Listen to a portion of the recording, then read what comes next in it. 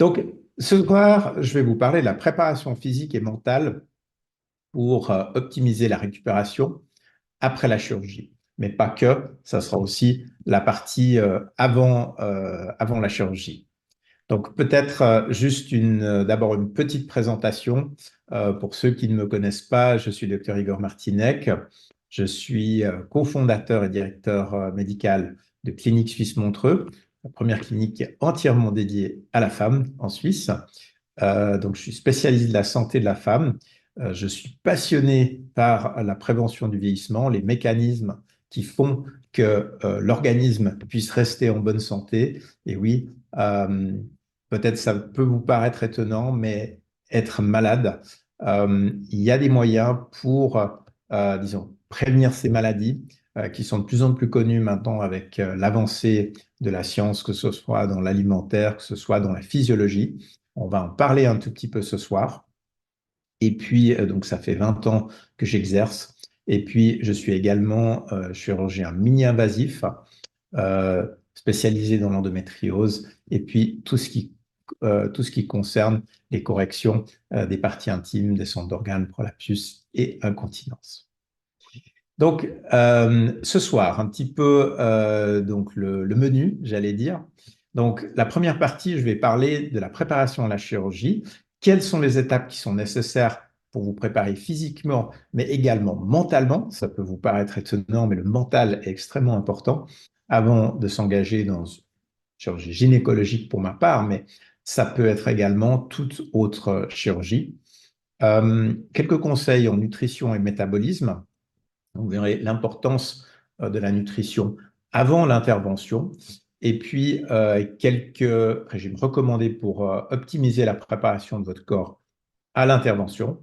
Et puis finalement, les soins post-opératoires pour son corps, son mental, une nouvelle fois les choix alimentaires, les ajustements du mode de vie et puis afin de réduire au maximum tout ce qui est inflammation. Et puis finalement, quelle est l'importance d'une préparation complète, c'est-à-dire une approche holistique pour pouvoir être au mieux pour la chirurgie.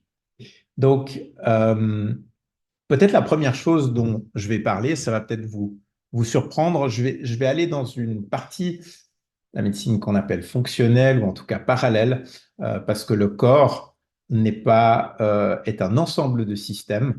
Ça veut dire, mais un ensemble de systèmes qui communiquent. Donc, ça veut dire que le mental, l'esprit, le corps, l'ensemble est lié. Et puis, comme vous le savez, bah, le mental est extrêmement important. Les sportifs le savent bien. Pour pouvoir, disons, relever des défis ou pouvoir être bien, on doit être bien, on dit, dans ses baskets, dans sa tête. Donc, je voulais d'abord commencer par parler des peurs. Quelles sont les peurs quand on veut avoir une chirurgie? Peut-être pendant que je parle, ce serait intéressant que vous puissiez vous-même, si vous avez donc eu une chirurgie ou si il y en a qui sont prévues, de peut-être mettre dans le chat quelle serait la peur la plus importante. Et puis, je vais les passer un petit peu en revue. Voilà, je vous laisse déjà le noter dans le chat, d'être interactif, et puis après, on va en parler ensemble. Donc, la première chose, ça va être l'incertitude médicale. Donc, peut-être certains patients vont savoir qu'est-ce qui va se passer pendant la chirurgie, quel va être le déroulement. Ça crée évidemment énormément d'anxiété. Et puis, qui dit anxiété, eh bien, ça va créer de l'adrénaline, du stress, du cortisol et euh, les patients vont déjà être dans un état de stress. Donc effectivement, ça c'est une des premières peurs qui peut être présente. Ensuite, ben, quand on parle de chirurgie, on va parler évidemment des risques potentiels. Donc, dès qu'il y a une chirurgie, euh, pour pouvoir avoir le bénéfice du traitement, ben, clairement, il y a des peurs qui peuvent venir du haut risque. Comment est-ce qu'on va réduire eh bien, ces peurs? Ça va être de pouvoir poser toutes les questions avec votre chirurgien. Donc, votre mental va s'apaiser parce que vous serez au clair avec ce qu'il y a. Et là aussi, c'est très, très important de pouvoir voir comment la communication est faite, effectivement, avec le chirurgien. Alors clairement, on va parler d'infection, de saignement, de réactions allergiques. Très souvent, c'est souvent ce que je dis à mes patientes, c'est que si on lit tous les problèmes qui peuvent arriver, eh bien, c'est un peu comme certains médicaments, eh bien, on ne va pas les prendre. Mais ça sera important de voir derrière cette peur, derrière les choses qu'on a lues, quel va être le bénéfice. Surtout, par exemple, je vois ça avec mes patientes qui souffrent d'endométriose ou de douleurs pelviennes, ou ça peut être les incontinences, les descentes d'organes, c'est de voir ce qu'il y a derrière. Mais clairement, ça va être les risques potentiels. La peur de la douleur. Donc là, on va voir aussi dans la suite du webinaire quels sont les éléments qu'on peut adresser dans sa préparation pour réduire cette douleur. Ça va être de pouvoir la manager, l'anticiper et puis également l'expliquer. La peur de l'anesthésie, on entend souvent ça. La peur, est-ce que je vais me réveiller? Est-ce que je vais ressentir des effets secondaires? Clairement, le bénéfice de l'anesthésie, c'est pour que vous soyez confortable, que vous soyez anesthésié, mais également l'anesthésie, eh bien, c'est des médicaments, c'est important pour le corps aussi. Donc le corps est très bien fait, le métabolisme va pouvoir éliminer ces substances. Et puis, il y a des éléments qui vont permettre d'améliorer l'élimination de ces substances. Et là, de nouveau, donc, ça dépend de la rapidité du métabolisme. Si vous avez un corps qui est bien préparé, eh bien, les substances vont pouvoir être métabolisées, transformées en substances inactives et éliminées par les urines, par la bile, par les selles. Et puis là, je vais vous donner également quelques éléments qui vont aider. Une des autres peurs, c'est l'impact sur la vie quotidienne. Perspective de devoir s'absenter du travail, des activités quotidiennes. Et puis, ça préoccupe de nombreuses personnes. Là, de nouveau, il est très important. Pourquoi est-ce que je parle de toutes ces peurs? C'est qu'une peur, quand on peut l'affronter, quand on peut la discuter, quand on peut la voir, eh bien, on peut faire le tour et surtout qu'on peut voir quelles sont les différentes tactiques et les éléments qu'on peut faire pour réduire ces peurs. Ça, je le dis toujours, que ce soit pour moi-même, que ce soit pour notre merveilleuse équipe à la clinique ou les anesthésistes, c'est de pouvoir adresser ces peurs et ensuite de pouvoir venir donner des solutions. Finalement, eh bien, il y a l'inconnu du post-opératoire. Quelle sera la qualité de vie après? Quelle va être, bien sûr, une chirurgie, une intervention. Le bénéfice, c'est de pouvoir corriger une situation, traiter un mal, traiter un cancer. Mais clairement, le corps va devoir récupérer. Et pendant cette période de récupération, eh bien, c'est évident que la vie, pendant un certain temps, va être différente. Là, une nouvelle fois, important de savoir comment on peut améliorer cette récupération. Finalement, il y a les préoccupations esthétiques qui vont être est-ce que je vais avoir une grosse cicatrice? Comment est-ce que ma peau va cicatriser? De nouveau, votre cicatrisation, notre cicatrisation est très dépendante du métabolisme. On sait très bien, j'en parlerai de nouveau après, les effets du sucre, des aliments transformés, d'autres choses. S'il y a des consommations régulières, eh bien, ces éléments se trouvent dans les tissus et puis soit par des éléments immunitaires, soit par la qualité du collagène, le résultat sera différent. Là, encore une fois, heureusement, il y a des solutions qu'on peut appliquer, que ce soit localement ou que ce soit pour le métabolisme dont nous allons parler. Et finalement, les expériences passées, là, on va parler de l'importance aussi du mental dans ces éléments, de pouvoir le plus possible, si les expériences ont été moins bonnes, se focaliser sur les éléments présents et puis tous les éléments qui vont être apportés vont pouvoir permettre de réduire finalement cette peur. Puis finalement, les facteurs émotionnels et psychologiques. Voilà. Donc, peut-être, on va juste regarder, il y a eu peut-être dans le chat, donc Florence parle de peur de perdre sa féminité, peur des dommages collatéraux possibles, peur d'enlever des organes, en cas d'une hystérectomie, peur après la chirurgie par rapport au rapport sexuel. Donc, effectivement, c'est des peurs qui sont tout à fait légitimes. C'est très important de les adresser et puis finalement de pouvoir venir avec des éléments pour pouvoir gérer au mieux ces peurs. Finalement, il y a aussi comprendre le processus de récupération, c'est justement ce dont on va parler, et de bien se préparer.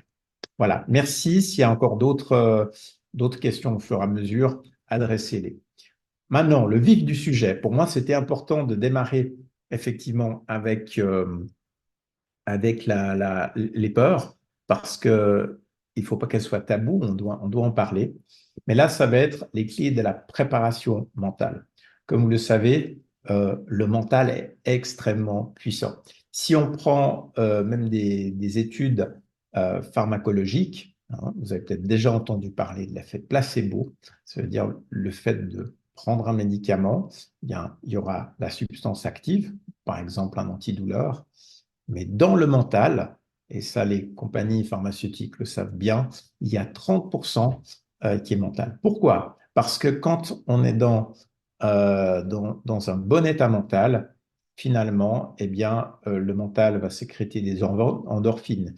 Il va réduire tout ce qui est facteur inflammatoire dû au stress. Donc la première chose, je dirais, c'est de voir, de toute façon, vous allez devoir passer par l'intervention, puisque vous l'avez choisi, c'est de voir l'issue positive. C'est très important, on l'utilise beaucoup en coaching. Je vais amener quelques clés de coaching. C'est des choses d'ailleurs que j'utilise aussi personnellement dans ma vie de tous les jours. Mais c'est, imaginez-vous, avec le succès après l'opération. Visualisez l'opération se déroulant de manière fluide et puis utilisez vos sens pour rendre ceci réel. Ça peut être simplement en fermant les yeux, en imaginant que voilà, le personnel vous accueille, va vous amener en salle d'opération. Imaginez la dextérité du chirurgien, visualisez toutes ces choses parce que votre mental va simplement réduire votre fréquence cardiaque. Vous allez réduire la partie inflammatoire et puis, il y a aussi voilà, des applications, des enregistrements. Maintenant, il y en a énormément sur les smartphones. Vous allez pouvoir utiliser simplement pour vous apaiser. Hein. Et ne voyez pas trop les éléments avant. C'est très important aussi, je le dis à la clinique, que le staff autour soit rassurant, puis que l'environnement soit bien. Dans le même élément, c'est de parler des affirmations positives. Donc le subconscient, quand on lui répète les choses, puisque la peur vient du subconscient, donc le fait de voir qu'on est calme, qu'on est confiant, vous avez confiance dans l'équipe médicale, peu importe l'environnement, c'est très important que la personne qui va vous opérer et l'équipe autour et l'institution, il y ait de la confiance. Parce que du moment, de nouveau, où il y a de la confiance, bah, il y a cet effet placebo qui va se mettre en place où vous allez pouvoir, votre corps, votre physiologie, c'est des choses qui sont mesurables, même l'activité cérébrale, on peut la mesurer, on le voit par les EEG avant les débuts d'opération, donc les anesthésistes voient ceci, eh bien, ils sont plus calmes. Et finalement, un autre élément très important, ça paraît des banalités, mais c'est la respiration. Pourquoi? Parce que quand il y a des respirations qui sont profondes, les inspirations et les expirations, eh bien, ça stimule le nerf vague. Le nerf vague est un nerf qui va aller vers le cœur et quand on a les respirations profondes, donc c'est-à-dire qu'il faut que l'abdomen sorte chaque fois qu'on inspire et il revient, eh bien, vous allez créer un effet de ralentissement du cœur. Quand il y a des expirations rapides, généralement, bah, ça crée des hyperventilations. Vous avez peut-être déjà vécu ça ou vous avez vu ça dans votre entourage. Ça crée de la peur, ça augmente encore plus tout le système et du coup, les douleurs sont amplifiées. Donc, pensez de nouveau à ces exercices de respiration profonde. Et peut-être, par exemple, quand vous allez arriver en salle d'opération, dans la partie, c'est de juste penser à la respiration. Peut-être pas regarder forcément autour, penser à la respiration. Et puis, votre esprit va se détendre progressivement. Le mindset, les sportifs vous le diront. Donc, quand on a confiance aussi dans sa propre force intérieure, eh bien, les défis eux-mêmes vont permettre une opportunité de croissance personnelle. C'est un philosophe indien qui a dit ça. Alors là, dans la croissance, on va plutôt parler de la récupération. Hein. Ça paraît tout banal, hein, on se coupe, bah, tiens, après ça guérit. On va le prendre comme quelque chose de banal, mais comme chirurgien, je peux vous dire, si on regarde vraiment, c'est quand même assez fantastique. Et le corps a énormément de mécanismes pour guérir. Et puis, si on lui donne cette possibilité, déjà au niveau mental, eh bien, on va aider. Le mental, bien sûr, il est lié à plusieurs autres choses. Il y a le stress psychologique, mais on va voir, il y a aussi l'importance de l'alimentation. L'alimentation, évidemment, va avoir une action sur la partie mentale. Donc, maintenant, par rapport à la préparation du corps, on a parlé de l'esprit. Donc, si vous avez des questions encore sur la partie mentale, n'hésitez pas. Je suis allé très, très en superficie.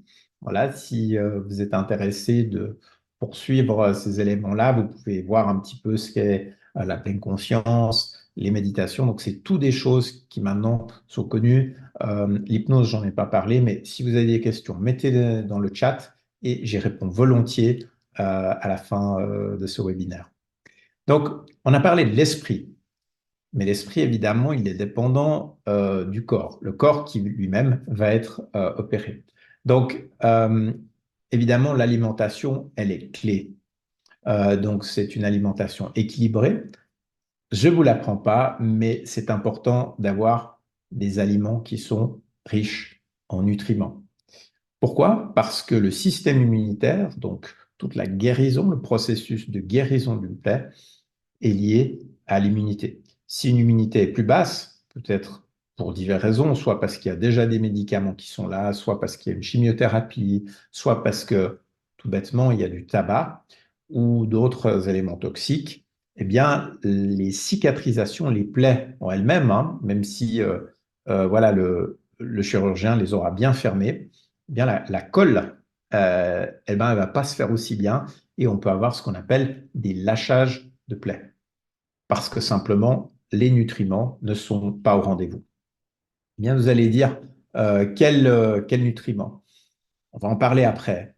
Ce qui est important, c'est aussi de planifier les repas. Quand on parle d'une préparation physique, généralement, bon, le plus longtemps en avance on peut le faire, le mieux, mais ça sera surtout les 2 semaines avant. Les 2 semaines avant, même si par exemple vous avez un style de vie qui est peut-être un petit peu moyen, ou peut-être vous fumez un petit peu trop, ou vous consommez trop de sucre, ou trop de produits transformés, ou peut-être qu'il y a un petit peu trop d'alcool, le fait de dire, bon, bah, je vais avoir une opération, je vais donner la possibilité à mon corps de récupérer, eh bien, généralement, si vous le faites déjà les 2 premières semaines avant, puis après on parlera du post-opératoire et les 2 semaines après, eh bien, vous augmentez, vous améliorez donc non seulement les douleurs post-opératoires, puisque les douleurs post-opératoires sont donc de l'inflammation. Hein. Donc, si on a des aliments qui sont appropriés ou des aliments pro-inflammatoires, eh bien, on va augmenter cette inflammation. Donc, pensez à planifier vos repas, choisissez les aliments équilibrés. Donc, c'est tout bête. Donc, je ne vais pas donner un cours de nutrition parce que on a donc Daniela Vigano qui est chez nous, qui est absolument extraordinaire, qui peut être là aussi pour vous accompagner. On a d'ailleurs eu un webinaire justement sur le microbiote. Je toucherai un tout petit mot, mais c'est extrêmement important avant une opération. Donc, si vous avez des aliments et puis ils sont colorés, comme les légumes, eh bien là-dedans, c'est quand un aliment est coloré, c'est qu'il y a les polyphénols. Les polyphénols sont des antioxydants. L'oxydation crée l'inflammation, d'accord? Le manque d'oxygénation, c'est les éléments qui sont pro-inflammatoires. Tout ce qui est coloré va réduire. Donc là, j'ai mis quelques images, mais ça peut être les carottes, les brocolis, les poivrons. Soyez bien attentifs aussi pour ceux qui sont allergiques, évidemment, de le réduire. Mais ça, c'est déjà un bon, comme on dit, règle de pouce, hein, en traduisant en l'anglais. Ça va être des aliments qui sont frais. Donc, je recommande évidemment de prendre uniquement du bio. Et puis, on verra aussi de réduire les autres aliments tels que de la viande, notamment la viande rouge, qui va avoir un effet d'augmenter. Le corps a besoin de les digérer, mais il y aura des produits de dégradation qui vont réduire légèrement le processus de cicatrisation. Donc, ces légumes ont fourni des vitamines, des sels minéraux et les antioxydants essentiels. Donc, ensuite, inclure les fruits, les noix. Pourquoi? Parce que là-dedans, donc dans ces fruits, dans ces baies, tout ce qui est petits fruits surtout, hein, les petites baies, eh bien, vous allez aussi avoir une quantité d'antioxydants qui sont très élevés. Vous allez les retrouver dans les agrumes, vous allez les retrouver dans les baies, les pommes, de nouveau. S'il y a des allergies, essayez de les réduire. Ça, vous pouvez obtenir ces informations, évidemment, d'une ou un nutritionniste qui va pouvoir préparer ces différents éléments. Finalement, tout ce qui est protéines maigres, hein, je parlais tout à l'heure d'éviter des protéines avec de la viande rouge.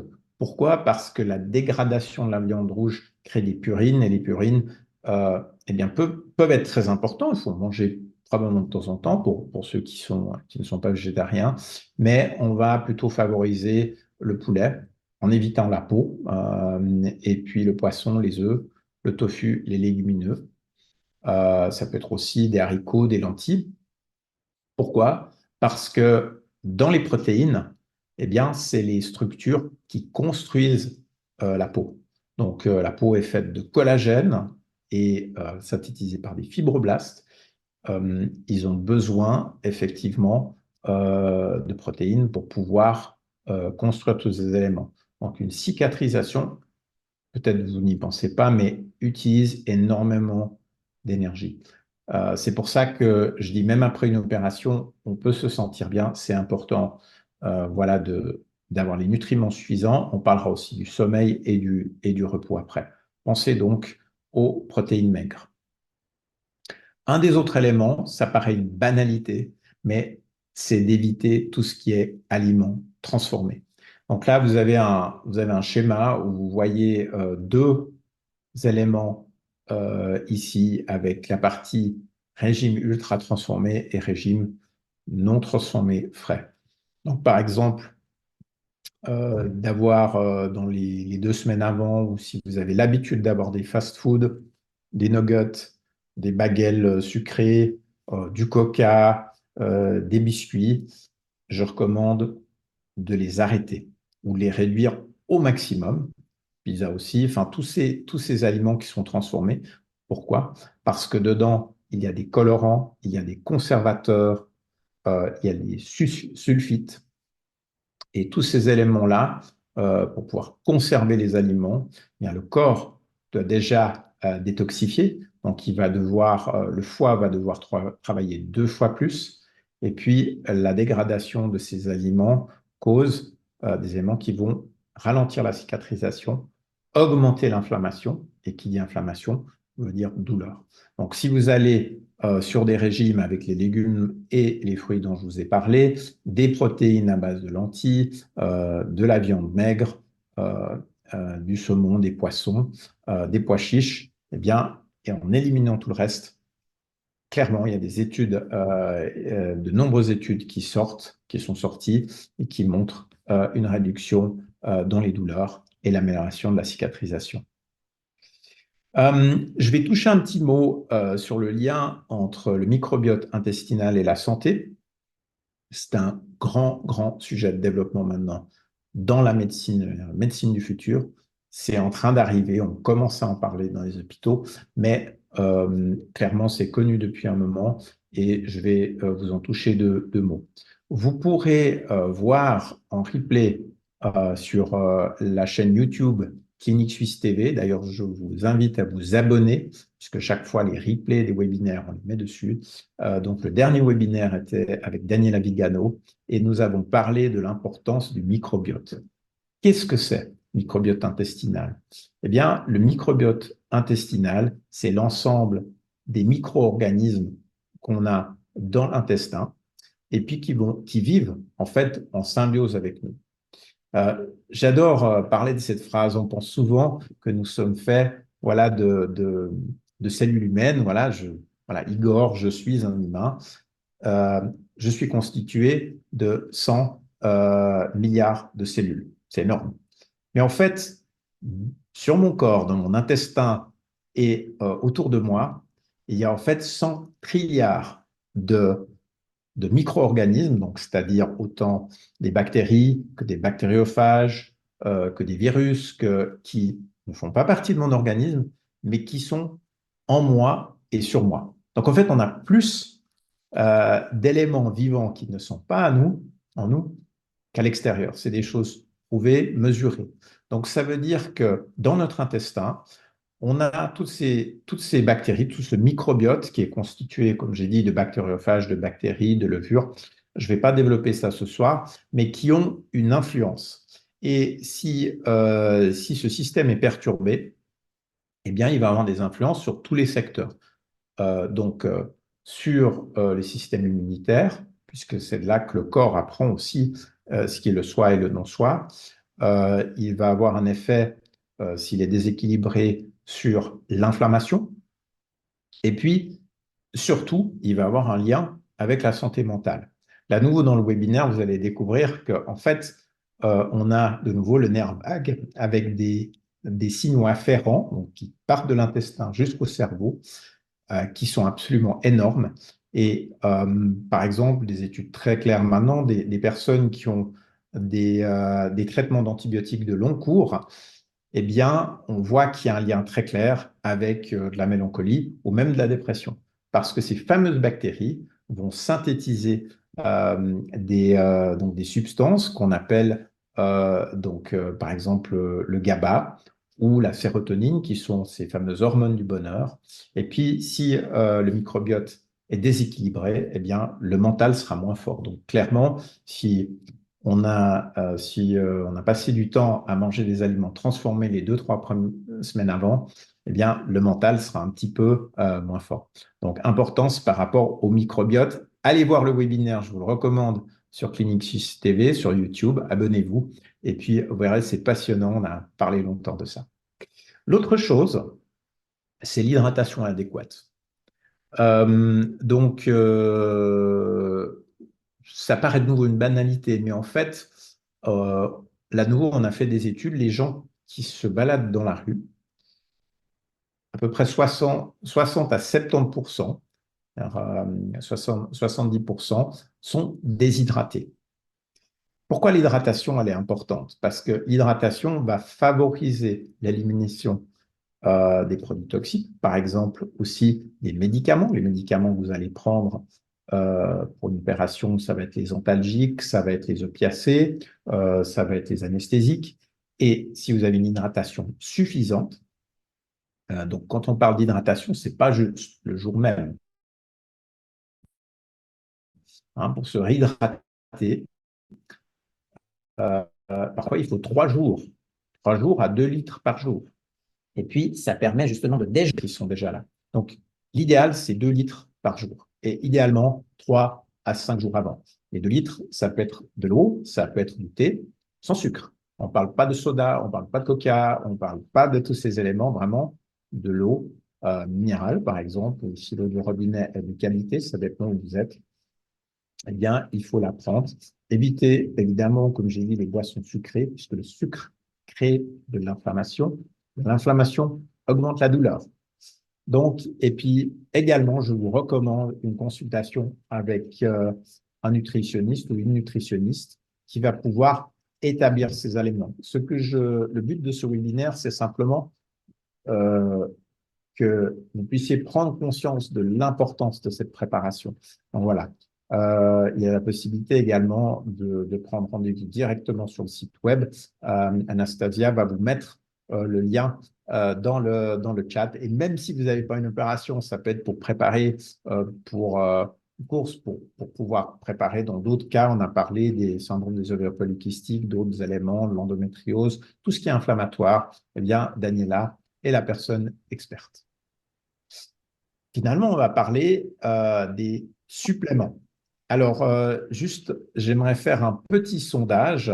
Qu'est-ce qui prend des suppléments? Donc, juste, si vous dites oui, oui, oui, oui dans le chat, de manière régulière, qu'est-ce qui prend des suppléments? Je vous laisse le noter dans le chat. Ça nous permet de voir un peu sur l'ensemble des participants qui en prend. Donc, effectivement, ça vaut la peine de consulter un professionnel de santé, par exemple pour les compléments alimentaires spécifiques. Moi, ce que je recommande de manière générale, on vous mettra ça après, donc un petit lien téléchargeable avec ce que je recommande, mais ça va être la vitamine C. Ça, c'est la première chose parce qu'elle va aider dans le processus de fabrication de collagène. Donc, la dose recommandée, c'est entre 500 et 1000 mg par jour. Donc, commencez ça au moins 2 semaines avant. La vitamine D, qui est très importante, donc elle aura un rôle dans l'immunité. L'immunité est importante dans le processus de guérison. Et évidemment, dans la santé osseuse, là, je recommande entre 1000 et 2000 unités internationales par jour. Ensuite, vous avez les complexes multivitaminés. Il y a toutes sortes de marques, mais par contre, c'est important de travailler avec des marques éprouvées. Je ne vais pas en parler directement ici, je ne vais pas faire de la publicité. Si vous êtes intéressé, on pourra également vous parler de ça et vous proposer des éléments.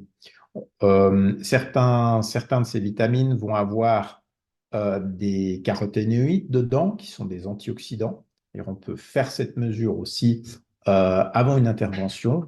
Là, de nouveau, Anastasia vous mettra un lien où vous pouvez faire un check par laser de votre quantité. C'est un processus indolore qui dure 1 minute, mais qui va permettre de voir où vous en êtes dans votre taux de détoxification. Le fer va être important. Donc là aussi, de nouveau, on va parler entre 18 et 27 mg par jour. Le fer oral est très, très mal assimilé. Hein. Beaucoup de médecins, on a tendance à prescrire du fer oralement. Il faut savoir il est assez mal, en tout cas le fer en capsule est assez mal toléré et peu absorbé. Et du coup, si on en prend beaucoup, ça va créer des inflammations et ça va perturber la flore intestinale. Donc, je recommanderais soit de la prendre sous forme d'aliments, c'est-à-dire des légumineux frais, des crucifères. Vous allez avoir ça avec du brocoli, vous allez avoir ça avec des choux Bruxelles. Ça paraît étonnant, mais il y a plus de fer là-dedans que dans un steak. On a l'habitude de dire que c'est des steaks, mais non. Maintenant, c'est vraiment tout ce qui est légumineux, on peut le prouver. Et puis, s'il y a des carences sérieuses, pensez à faire quand même cette mesure de fer avant l'opération, et puis on peut la supplémenter par des perfusions de fer. C'est ce qui va permettre d'augmenter très vite. Finalement, il y a tout ce qui est acides gras saturés, les oméga 3. On parle entre 1000 et 2000 mg d'oméga 3. Donc, les oméga 3, c'est les fameux EPA ou DHA, et puis qui vont avoir des rôles anti-inflammatoires. Ils vont aider au niveau du cerveau, ils vont aider au niveau de la peau. Les probiotiques, on en a parlé. Là, il y a plusieurs marques, plusieurs gammes. Je recommande souvent la curcumine, donc c'est l'extrait du curcuma, cette fameuse racine indienne qui va avoir des propriétés antioxydantes. Très important de la prendre toujours avec les pipérines ou du poivre. il y a des solutions qui sont déjà prêtes. Nous en avons aussi à la clinique. Et puis sinon, vous pouvez prendre du curcuma frais, toujours mettre un tout petit peu de poivre avec. Euh, Finalement, il y a la bromélaïne, qui est un extrait d'ananas et puis qui va aussi favoriser la réduction des œdèmes. Et puis, donc ces extraits-là, c'est entre 500 et 1000 mg par jour. Voilà. On vous donnera tous les détails, mais pensez à ça. Donc, au niveau des personnes qui en prennent, on a quand même pas mal de personnes hein, qui sont là, donc une majorité. Après, c'est très important de savoir pourquoi vous le prenez et quels sont les bénéfices. Là, de nouveau, ça vaut la peine peut-être de faire une ou deux consultations avec un ou une experte pour pouvoir être sûr que vous prenez les bonnes choses, que vous alliez avoir une opération ou pas. On arrive ensuite à l'activité physique. Donc, ça, c'est important, effectivement, dans les semaines avant une opération, dans la mesure du possible, d'avoir des activités physiques légères, régulières, pour maintenir la circulation sanguine, une bonne circulation sanguine. Ça veut dire plus de sang qui arrive, meilleure cicatrisation. Donc là, j'ai mis un petit schéma avec plusieurs exercices qui peuvent être faits à la maison. Ça peut être des exercices isométriques, ça peut être simplement dire 2 semaines avant une intervention, je vais marcher 20 minutes par jour. Évidemment, ça dépend de vos genoux, ça dépend du dos, mais ça va augmenter la capacité pulmonaire, ça va augmenter la circulation, soit un tout petit peu cardio, peut-être un petit peu en montée, et puis de le faire quotidiennement 2 semaines avant. Parce que peut-être qu'après l'opération, vous aurez moins cette possibilité, vous serez moins mobile, mais le fait d'avoir été un peu plus mobile avant, eh bien, ça va améliorer justement la circulation et la cicatrisation. Finalement, préparation du corps, ça va être aussi le sommeil. Le sommeil est un moment régénérant. Donc, ça va permettre d'améliorer le stress. Avant le sommeil, on peut rentrer dans des états méditatifs. De nouveau, je vous ai parlé de la respiration. Vous allez dire, qu'est-ce qu'il faut que je fasse pour mieux dormir? Alors, souvent, on va avoir tendance, dans notre corps médical, à prescrire des somnifères. Alors, effectivement, on va dormir. Mais ce qui est important, c'est la qualité de ce sommeil. Est-ce que la qualité du sommeil est bonne? Et puis, comme vous le savez peut-être ou pas, il y a différentes phases de sommeil, hein. Il y a le REM, qui est le moment où on va rêver. Il y a des sommeils qui sont beaucoup moins profonds. Typiquement, un sommeil moins profond, ça va être quand il y a un état d'agitation. Par exemple, la caféine. Caféine, après 2 heures de l'après-midi, va perturber. On va dire, oui, mais je bois le café, je dors bien. On s'endort, mais la qualité du sommeil, la récupération, et vous voyez très vite si vous avez eu un sommeil de bonne qualité parce que même si vous dormez 10 heures, si vous vous réveillez puis vous êtes fatigué, c'est que la qualité du sommeil n'est pas aussi bonne. Là, de nouveau, il y a plusieurs éléments qu'on peut donner qui vont favoriser. Ça peut être pas forcément dans les somnifères, mais une introduction régulière de la mélatonine. Il y a le métabolisme du tryptophane, qui va être le 5-HTP qu'on peut donner. Et tous ces éléments vont préparer et vont aider à la récupération cellulaire, parce que c'est pendant que vous dormez que vos cellules se réparent le mieux. Également, c'est évident, arrêt du tabac et de l'alcool. Si possible aussi, je pense que 2 semaines avant, c'est un très bon moment. Parfois, c'est pas toujours possible parce que l'addiction est forte, hein, par exemple avec le tabac. Mais ça peut être de dire pendant ces 2 semaines, eh bien, je me cantonne à la moitié de ce que je consomme habituellement. Donc, dans de nouveau le tabac, il y a des éléments extrêmement oxydants, des polyphénols, il y a de l'ammoniac, il y a plein de saloperies qui sont mises là-dedans, plein, et puis qui vont aller dans les vaisseaux. Et puis, du coup, ce que je vois, hein, souvent, c'est des patientes, quand je les opère, les personnes qui fument très fort, surtout si c'est des opérations externes, eh bien, ça peut être par exemple pour des réparations de prolapsus.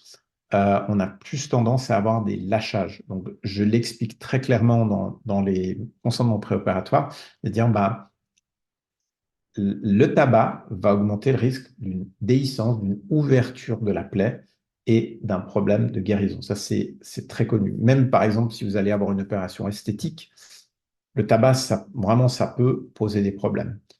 Donc, réduire au maximum, voire arrêter. L'alcool, c'est un peu le même élément. On avait parlé du sommeil. L'alcool, on a l'impression de bien dormir, mais en fait, le sommeil n'est pas aussi bon. On est moins récupéré. C'est vrai que l'alcool peut aider pour enlever l'angoisse de l'opération, mais c'est à éviter au maximum. Donc, les mesures importantes en post-opératoire. Que faire en post-opératoire? Vous avez eu votre opération, vous rentrez à la maison. Euh, Certains éléments vont être pris, vont être la même chose. Ça va être de nouveau la gestion du stress, la respiration profonde. Le yoga, ça dépend évidemment de l'endroit où vous êtes. Ça peut être des mouvements tout doux. Quand on parle yoga, c'est pas forcément tous ces mouvements, mais ce qui est important, c'est de maintenir cette circulation au niveau du corps.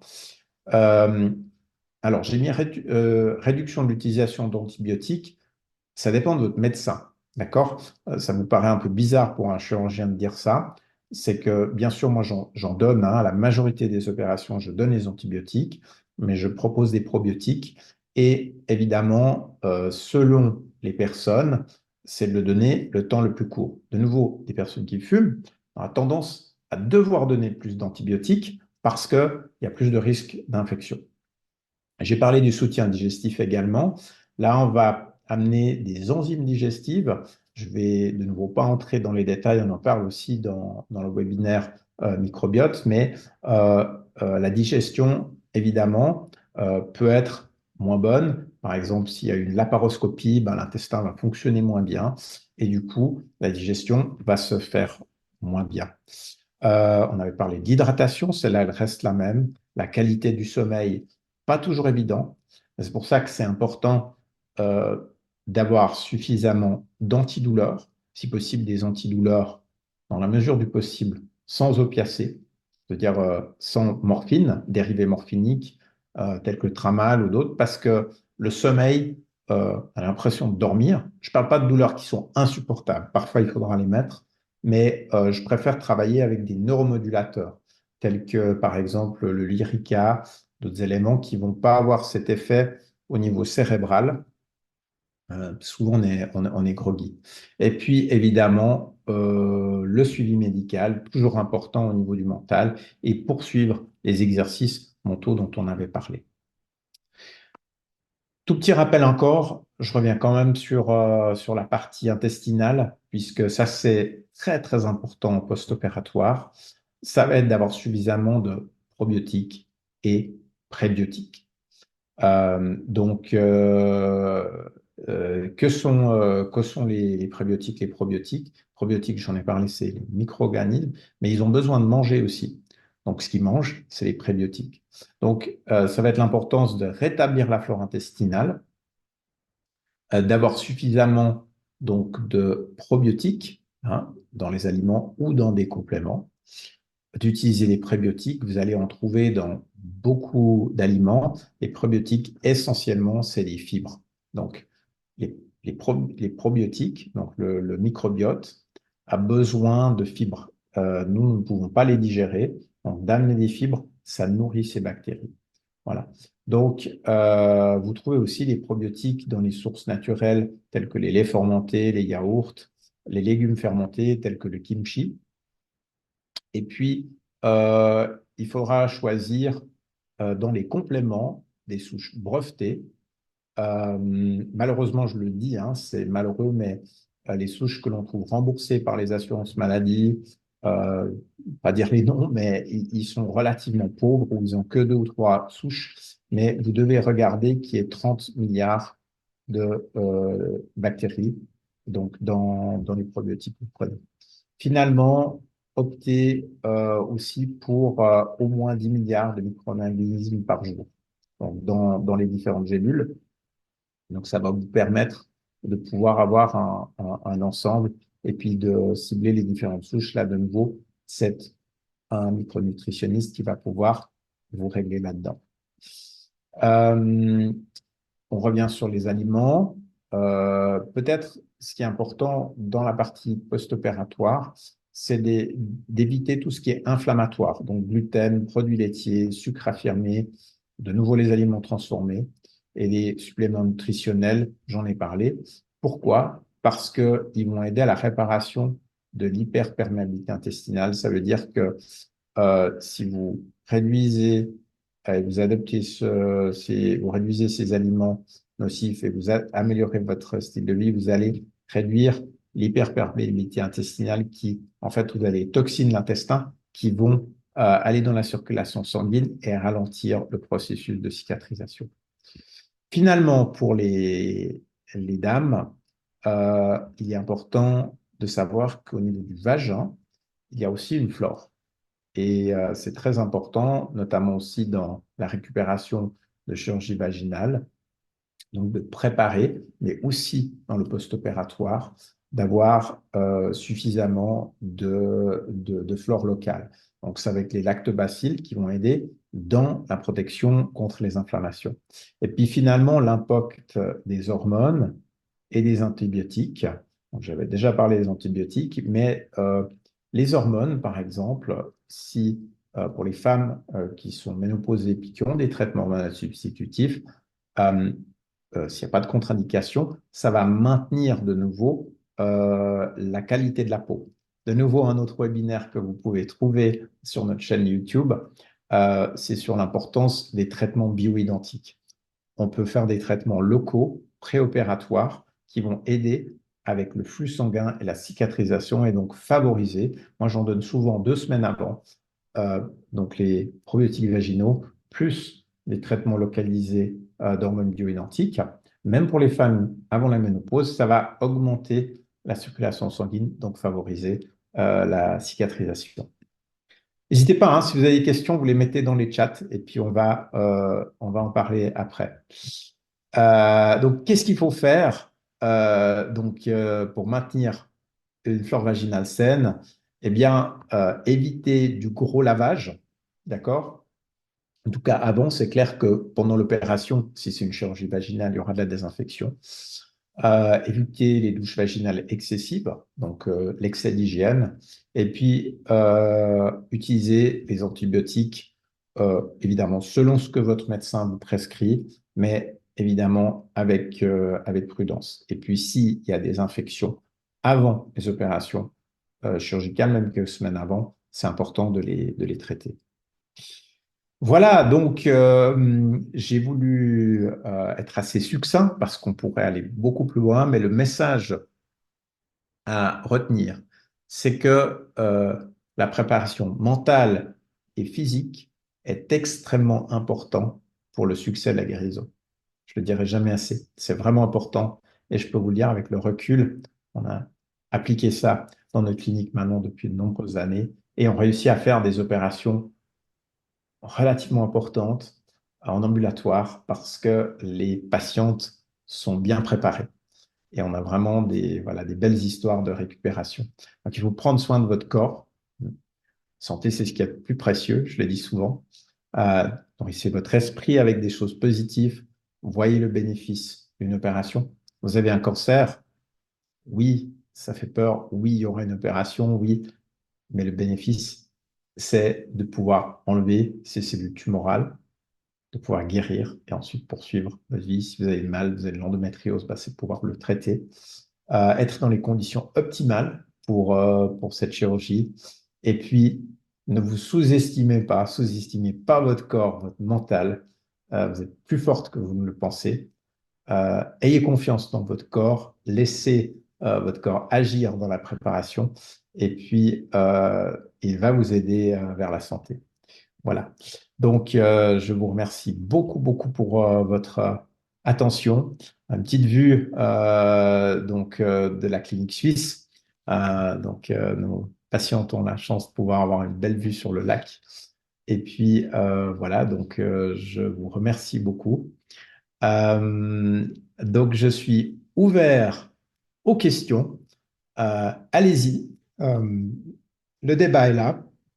Ça peut être donc sur les sujets qui ont été abordés, autant autant sur le mental, autant sur le corps, autant sur la partie alimentaire. Évidemment, si c'est très précis, ce serait bien de pouvoir voir directement avec un spécialiste. Voilà. Est-ce que vous avez des questions? Est-ce que ça vous a intéressé? Parce que c'est vrai que c'est un sujet, je me suis dit, je ne vais pas parler voilà, de toutes les préparations avant, il faut voir l'anesthésiste, il faut voir les médecins, tout. Je voulais vraiment avoir une approche holistique et je peux vous garantir, on a l'expérience aussi chez nous que ça marche. Voilà. Est-ce qu'il y a des questions, Anastasia? Oui, il y a. Donc, Mathilde, elle dit que je me fais opérer dans 10 jours et je suis passée à la pharmacie chercher une cure d'homéopathie. Qu'en pensez-vous? Absolument. Donc, bon, c'est un grand débat parmi les médecins allopathes. Donc, ça veut dire la médecine traditionnelle occidentale.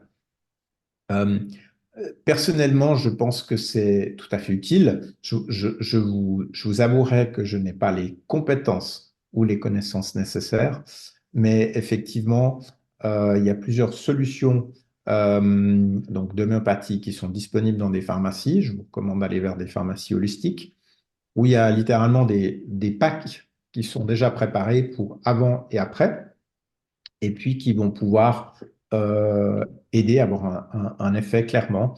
Donc je pense que c'est une bonne idée. D'ailleurs, voilà, je pense que c'est un bon complément par rapport aux autres éléments dont j'ai cités.